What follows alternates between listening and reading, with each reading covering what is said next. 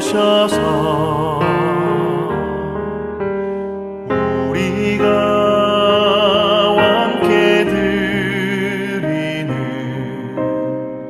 영광을 받아 주소서.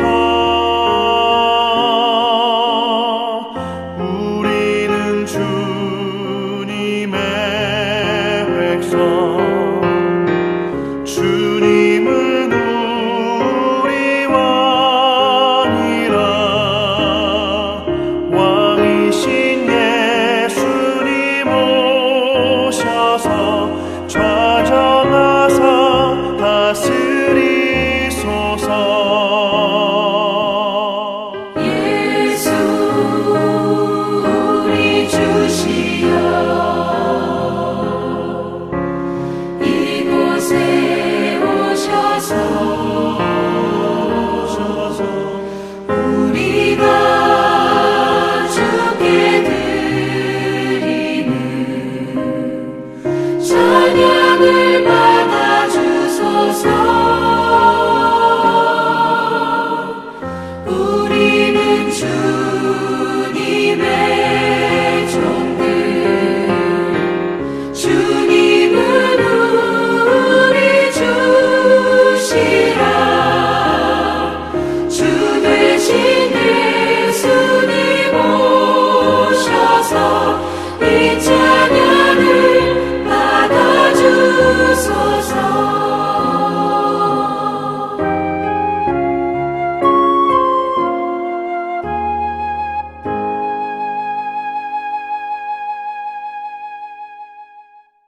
그 직분은 아론의 자손을 도와 여호와의 성전과 뜰과 골방에서 섬기고 또 모든 성물을 정결하게 하는 일, 곧 하나님의 성전에서 섬기는 일과 또 진설병과 고운 가루의 소재물, 곧 무교전병이나 과자를 굽는 것이나 반죽하는 것이나 또 모든 저울과 자를 맡고 아침과 저녁마다 서서 여호와께 감사하고 찬송하며 또 안식일과 초하루와 절기의 모든 번제를 여호와께 드리되 그가 명령하신 규례의 정한 수효대로 항상 여호와 앞에 드리며 또 회막의 직무와 성소의 직무와 그들의 형제 아론 자손의 직무를 지켜 여호와의 성전에서 수종드는 것이더라.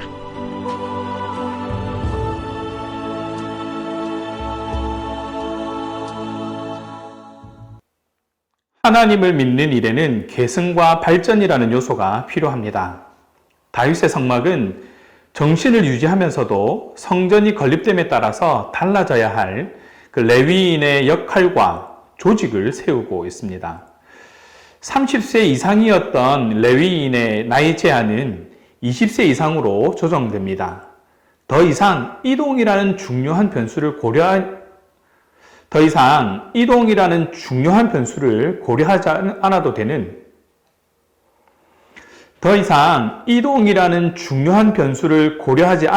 반면에 한 곳에서 시대를 이어서 효과적으로 활동할 레위인의 조직이 필요했기 때문입니다. 레위인들은 새로운 성전에서 서로 다른 분야의 일에 종사했습니다. 이것은 마치 에베소서 4장 11절에서 16절에서의 말씀처럼 성도들이 은사에 따라 각기 다른 모습으로 한 몸을 이루어 성전으로 세워가는 그런 모양과 같다고 볼 수 있습니다. 시대가 변하면 하나님을 섬기는 방법도 변하기 마련입니다. 다윗이 꿈꾸었던 성전이 건축되면서 레위인의 사역도 변화를 맞이합니다. 성막은 이동식이었지만 성전은 고정되어 있었기 때문입니다. 레위인들의 사역에는 변화가 있는지, 그리고 레위인의 사역은 지금 성도들의 사역과 어떤 연관성이 있는지 함께 묵상해 보시기 바랍니다. 민수기 4장에 보면 광야에서 성막이 만들어진 이후로 성막 안의 모든 기구, 즉 법궤와 번제단, 떡상, 향단과 같은 그런 기구들은 레위인의 담당이었습니다. 광야에서 하나님의 구름이 일어나면 이스라엘 백성은 천막을 걷고 짐을 싸서 하나님의 구름 기둥을 따라 걸었습니다. 그러나 레위인들은 자신들의 천막 대신에 하나님의 성막 안에 있는 기구들을 어깨에 메었습니다. 30세부터 50세 나이의 남자 레위인들은 성막의 천막과 널판, 기구들을 옮기면서 하나님을 전적으로 섬겨야 했기 때문입니다.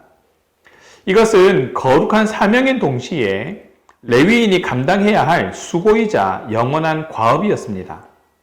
그런데 시간이 흘러 다윗 왕이 이동식이 아닌 고정되어 있는 하나님의 전을 건축할 마음을 품었습니다. 자신은 좋은 궁전에 사는데 언약궤가 휘장 아래에 있는 것을 안타깝게 여긴 것입니다. 성전이 완성되면 하나님은 그 땅에 평강을 주실 것이고 레위인들은 더 이상 성전 안에 비치된 각종 기구들을 매지 않아도 되는 그런 시대가 열립니다. 다시 성전 안에 기구들을 옮길 필요가 없어지기 때문에 성막 기구들을 어깨에 메어 옮기는 사역은 끝이 납니다. 하지만 그들의 사역이 없어지는 것은 아닙니다. 다윗이 레위인들에게 부여한 새로운 역할이 구체적으로 명시됩니다. 레위인에게는 아론의 자손들을 돕는 제사장의 역할이 주어집니다. 이들은 성물을 정결케 하고 전설병과 소제물을 굽고 저울과 자를 맡아서 관리했습니다. 찬송하는 일과 함께 안식일과 초하루에 절기 모든 번제를 드리는 일도 맡았습니다. 성전에서는 매일 아침과 저녁에 감사와 찬양이 끊이지 않았습니다. 또 레위인들은 회막과 성소를 보살피는 임무를 같이 수행했습니다. 이것은 회막에서 수종드는 일이 성막에서 승계되고 확대되었다라는 것을 의미합니다. 이들에게 성전은 일터이자 삶의 터전이었습니다. 예배가 곧 삶이었던 것입니다. 성도의 삶 역시 로마서 12장 1절에서처럼 그러므로 형제들아 내가 하나님의 모든 자비하심으로 너희를 권하노니 너희 몸을 하나님이 기뻐하시는 거룩한 산 제물로 드리라. 이것이 너희가 드릴 영적 예배니라는 말씀처럼 하나님이 받으시는 거룩한 산 제사가 되어야 한다는 것이죠. 이처럼 레위인의 직무는 시대가 변함에 따라 역할이 달라졌습니다. 하나님은 친히 백성 가운데 거하신다는 진리를 성막과 성전을 통해서 우리에게 보여주십니다. 하지만 이 땅에 세워진 성전은 영원하지 않습니다. 영원할 것 같은 솔로몬 성전도 이스라엘의 죄로 말미암아 파괴되고 무너졌습니다. 하지만 우리에게는 성전보다 크신 분이 있습니다. 바로 하나님의 아들 예수 그리스도입니다. 하나님은 자기 백성과 영원히 함께 하시려고 임마누엘 하나님으로 이 땅에 오셨습니다.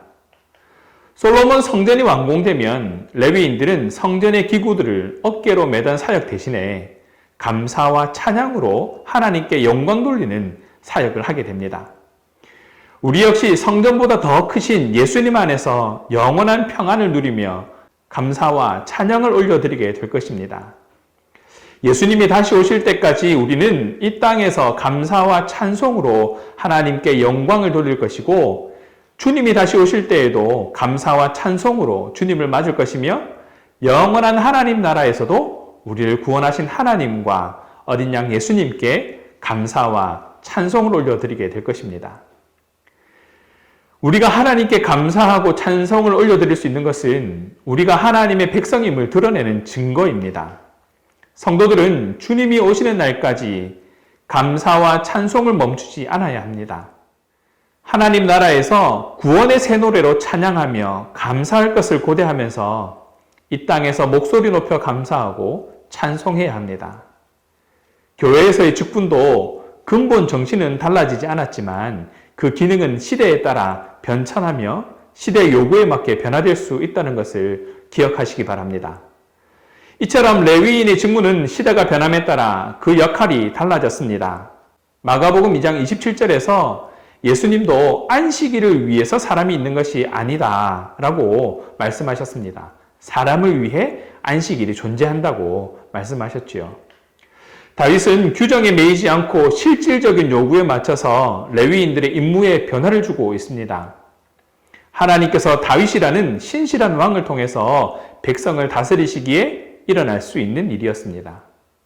하나님과 원수되었던 우리가 거룩한 예배자로 거듭났습니다.